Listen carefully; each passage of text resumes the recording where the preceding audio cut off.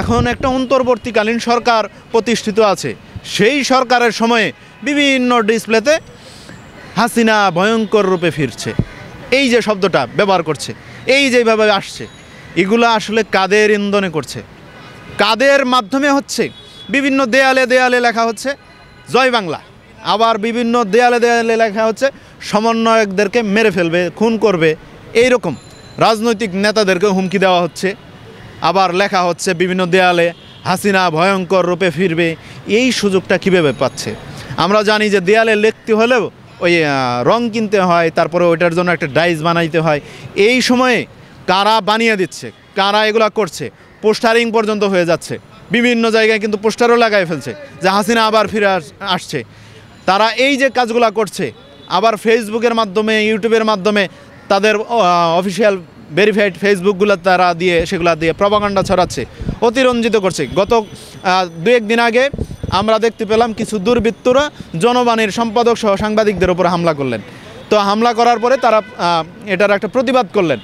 হঠাৎ দেখি আওয়ামী লীগের ফেসবুক ভেরিফাইড ফেসবুকের ভিতরে উল্লেখ করা হয়েছে যে এদের ওপরে সমন্বয়করা হামলা করেছে। সেটা মিথ্যাচার কেন করা হচ্ছে? জনবাণী তাদের স্টেটমেন্ট দিয়েছে যে এটা দুর্বৃত্তরা কারা করেছে তারা নিজেরাও জানে না, কিন্তু এখন বলা হচ্ছে সমন্বয়করা করেছে। এই যে সমন্বয়কদেরকে ব্লেম দেওয়া হচ্ছে আওয়ামী লীগের ভেরিফাইড ফেসবুক থেকে, এগুলা কেন এখন পর্যন্ত আসিফ, নাহিদ সহ যারা উপদেষ্টা রয়েছে এগুলা কেন আইডেন্টিফাই করে, সেগুলোকে কেন নিয়ন্ত্রণ করছে না? আমি আসিফকে অনুরোধ করে বলছি, নাহিদকে অনুরোধ করে বলছি, তোমরা আমাদের ছোট ভাই, তোমরা এই আন্দোলনের লিডিং পজিশনে ছিলা, তোমরা এই আন্দোলন থেকে উঠে এসেছো, তোমরা জুলাই গণ অভ্যুত্থান কাকে বলে তোমরা দেখিয়ে দিয়েছো, তোমরা এগুলাকে বাস্তবায়ন করেছো।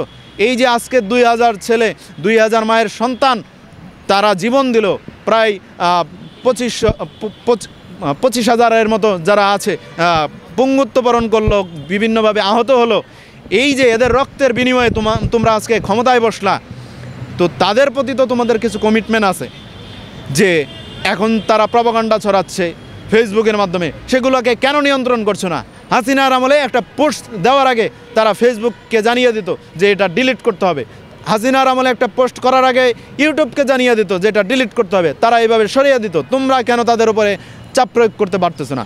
এই যে দেশের বিরুদ্ধে তারা প্রপাগান্ডা ছড়াচ্ছে, দেশের জনগণের বিরুদ্ধে, আইন শৃঙ্খলার বিরুদ্ধে তারা প্রপাগান্ডা ছড়াচ্ছে, এই প্রপাগান্ডার বিরুদ্ধে কেন তোমরা দায়িত্ব পালন করছো না যে এটাকে করতে হবে, ট্র্যাকেল দিতে হবে? তো আমি বলছি, এছাড়াও উপদেষ্টা সহ সরকারের গুরুত্বপূর্ণ জায়গায়, বেশ কিছু জায়গায় গাপটি মেরে এখনও আওয়ামী লীগের দোসররা বসে আছে।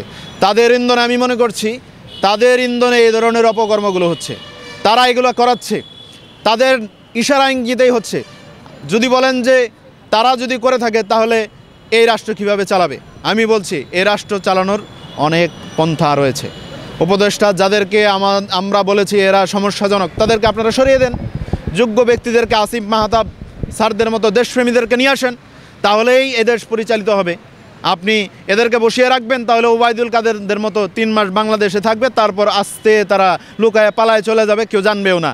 তারপর আবার কোর্ট থেকে জানতে চাইবে স্বরাষ্ট্র উপদেষ্টার কাছে, স্বরাষ্ট্র উপদেষ্টা বলবে আমি তো জানি না, উনি কীভাবে জানলেন, ওনাকেই বলতে বলেন। এই ধরনের যে বক্তব্য তারা দিবে, সেই জন্যই মনে করছি এই ধরনের যারা অপদার্থ রয়েছেন তাদেরকে সরিয়ে দেন, সরিয়ে দিয়ে যোগ্য দেশপ্রেমী এবং 24-এর গণ অভ্যুত্থান সহ হাসিনার আমলে ভিকটিম যারা ছিলেন তাদেরকে ক্ষমতার তাদেরকে দায়িত্ব দেন। তারা অবশ্যই তাদের যৌক্তিক এবং ভালো পরামর্শ দিয়ে এদেশকে ভালোভাবে পরিচালিত করতে পারবে।